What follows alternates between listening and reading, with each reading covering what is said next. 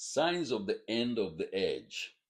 This was the end of an age or era and not the end of the world.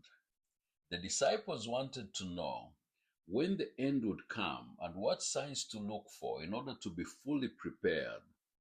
Jesus gave them 7 progressive signs that would mark the end of an era or age.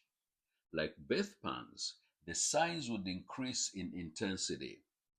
The end of that age was to be marked by distinct signs: the destruction of the Jerusalem temple, the end of the pre-Christian sacrificial system, and the scattering of the ethnic nation of Israel. These events mark the period between Christ's resurrection and the destruction of the Jerusalem temple in AD 70. These events were the rise of false messiahs, wars, national disasters, persecutions, apostasy, worldwide evangelization, and the abomination of desolation. Number 1, false messiahs.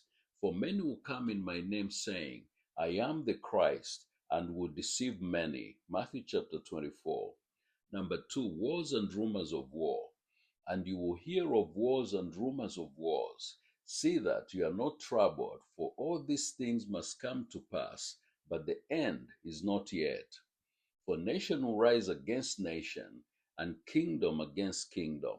Matthew chapter 24. Number 3, famine and national disasters. And there will be famines, pestilences, and earthquakes in various places. All these are the beginning of sorrows. Matthew chapter 24. The subsequent 2 signs were specific to the end of the era. Number 4, persecution.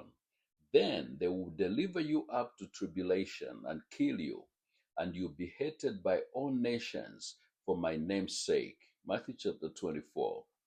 Number 5, apostasy. And then many will be offended, will betray one another, and will hate one another.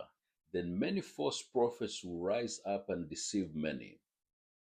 The last 2 signs of the end of that age were much more specific and visible, namely, number 6, worldwide evangelization. And this gospel of the kingdom will be preached in all the world as a witness to all the nations, and then the end will come. Matthew chapter 24, verse 14.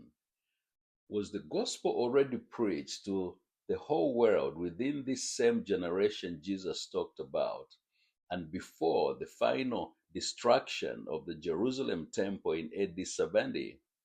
According to the scriptures, the gospel of the kingdom was preached to the whole known world at that time, before the destruction of Jerusalem in AD 70.